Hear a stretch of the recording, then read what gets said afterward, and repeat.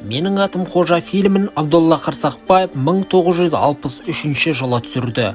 Бұл Бердібек Соқпақбаевтың Менің атым Қожа повесі бойынша түсірілген көркем туынды.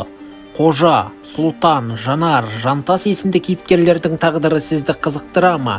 Ендеше лайк басып, пікір қалдыруды ұмытпаңыз.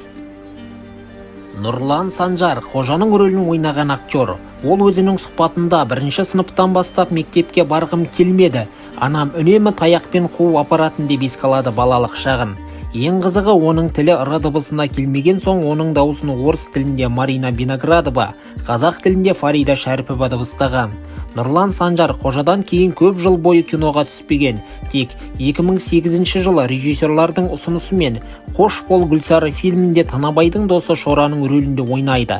Қазір көзі тірі, Алматы қаласында тұрады.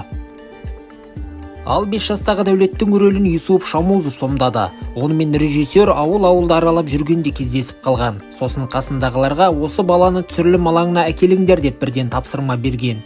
Юсуп Шамузов Менің атым Қожадан кейін ешқандай фильмге түспеген. Медициналық институтты бітіріп Қазақстан бокс құрамасының дәрігері қызметіне тағайындалған. Қазір көзі тірі. Қожаның ғашығы, ақылды қыз, үлгілі оқушы Жанардың рөлін Гүлнар Қарабаева ойнады. Оны бұл рөлге құрбысының анасы ұсынған. Киносынақ пен фотосынақтан сәтті өтіп актриса ретінде қабылданған. Ең қызығы бұл кезде бала актриса 3-ші сыныпта аяқтаған екен. Актрисалығы осы фильммен аяқталып инженер мамандығы бойынша білім алған. Гүлнар Қарабаева Алматы қаласында тұрады. Қожаның ата жауы Жантастың рөлін Ерік Құрмашев ойнады. Ең өкініштісі актердің кинодан кейінгі тағдыры қандай болғандығы белгісіз. Ол туралы ақпарат, деректер ізім-ғайым жоқ. Кейбір бейресми мәліметтер бойынша фильм түсіріліп біткесін көп ұзамай жоғалып кеткен. Сұлтанның рөлін ойнаған Марат Көкенов туралы да дерек аз.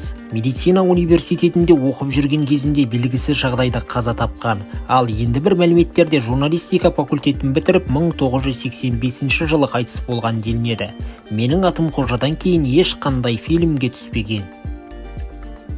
Бұл актерлар халық жүрегінде кіршіксіз, пәк, мәңгі бала қалпында сақталары сөзсіз. Мұғалім Майханова, Рахманов, Оспанов, Қожаның анасы Милат және жағымсыз кейіпкер Қаратайдың кейінгі тағдыры туралы видео қажет болса лайк басып, пікір қалдырып, арнаға жазылыңыздар.